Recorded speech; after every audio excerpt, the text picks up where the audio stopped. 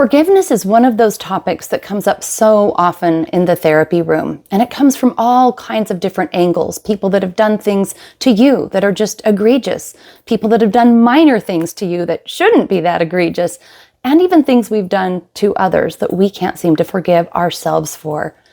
Let's talk about forgiveness today. I would like to share some things that have been percolating in my mind as I've worked with individuals in the therapy room.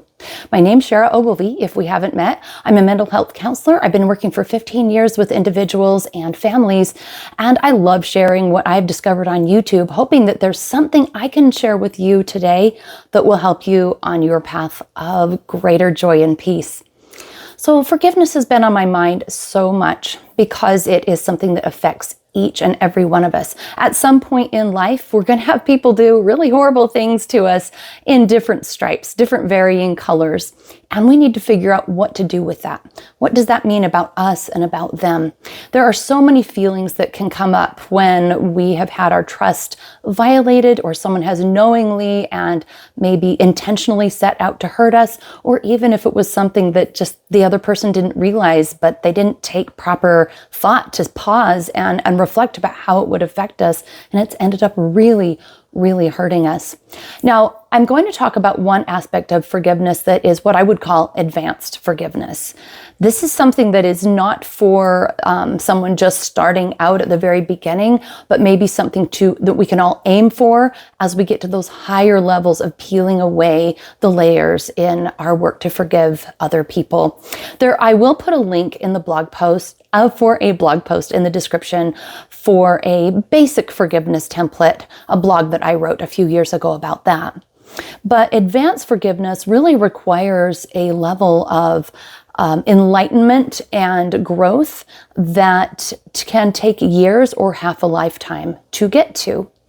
And when I talk about advanced forgiveness, what I mean is letting the whole process of being hurt and maybe being a victim or being deeply damaged by someone else's actions, unintentional or even worse, intentional, and having that be such a painful journey that it's hard to believe that people would do such things.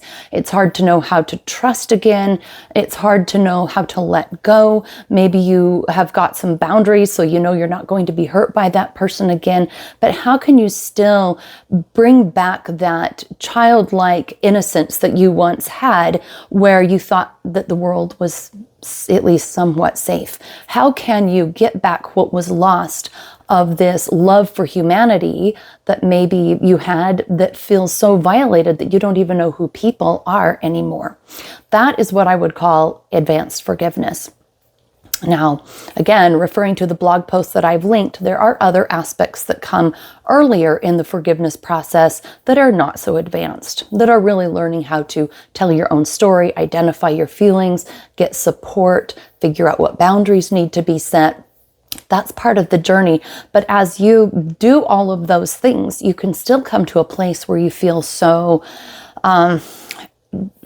kind of half dead by what life has done to you. So that is what we want to talk about. What do you do? A lot of people are really, I would say, satisfied to just be able to tell their story, identify their feelings, set their boundaries, and move on. But I have met some people, and I definitely am one of them, who says I still am haunted. What can I do to get back that childlike innocence or that trust or deep love for humanity that feels like it's been taken? I feel like I'm walking around suspicious or guarding a lot. One thing that I've really been talking with clients about and working on my own self is learning how to wish well on those who've harmed us. That's what I call advanced forgiveness, is learning to wish well on those who have done us intentional, sometimes unintentional, but deep harm. How can we get from just being able to let go and say, at least they're not in my life, and at least I have other healthy people around me? How can we get from that to say, I genuinely wish them not only no harm, I wish them peace. I wish them joy. I wish them love. And I wish them to receive and give forgiveness of all things in their life, I wish them to be free. I think the first step in being able to access this advanced forgiveness is to recognize that it exists and to want it. If you don't want it, then feel free to move on. If you don't want it, you don't want it. But if you do want it, know that there is a higher level of freedom there. So you have to want it in order to start getting there. So even though you're not there, you have a lot of hurt and betrayal. Maybe you've been able to forgive to the best level that you can, but you have not been able to restore this sense of desire for others, namely the ones who hurt you, to have good. Then you can make that a matter of meditation, and if you're religious, prayer as well. Meditation looks like the compassion meditation, and I have recorded a compassion meditation on this channel, and I will link that in addition to the blog post. I will link that in the description too.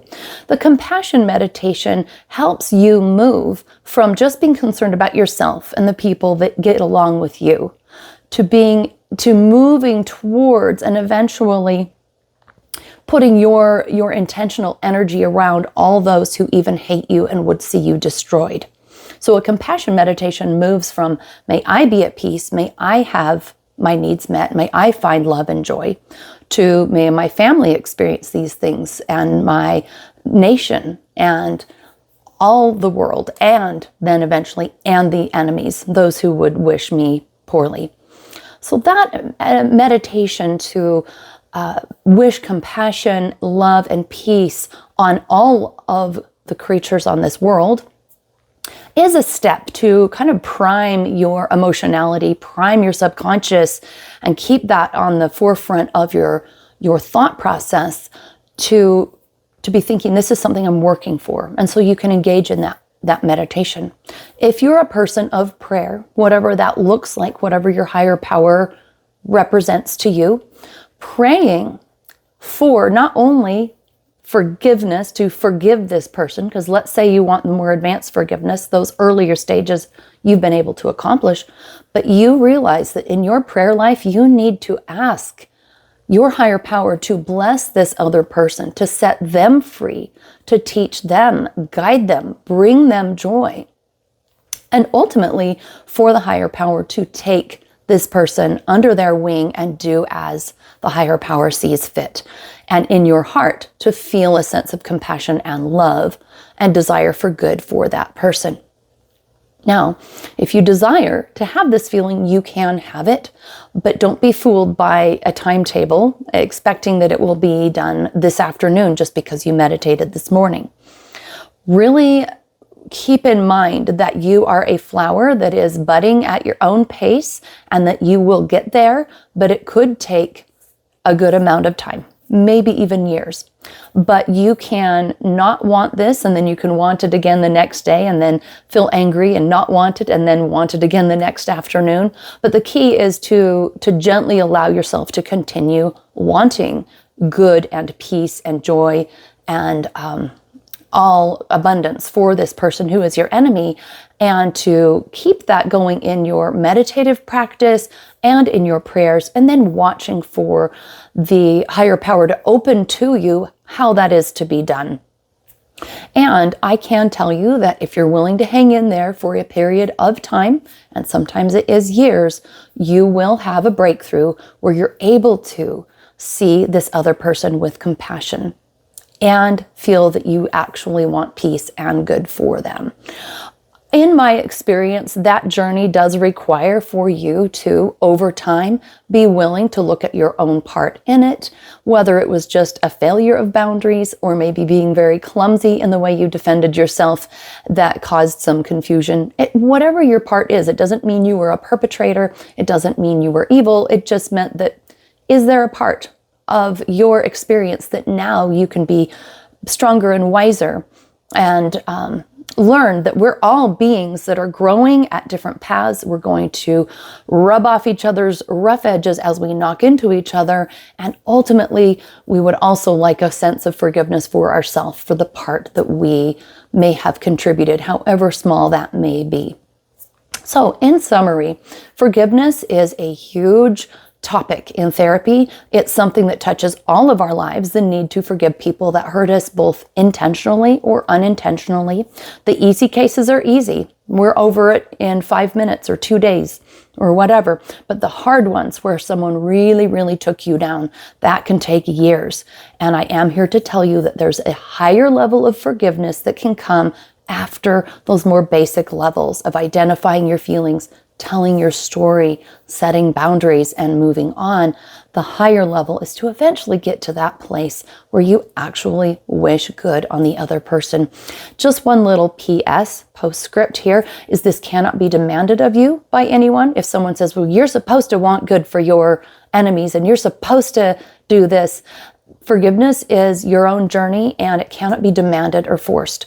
It is a yielding of the heart to that process of advanced forgiveness that will allow you to, in your time, with the help of your meditative practice and your higher powers' help, regain a certain amount of childlike innocence and trust and bright, sunny joy in life that you have given up as you have failed to reach this higher level of evolvement, but you can have that if you want it.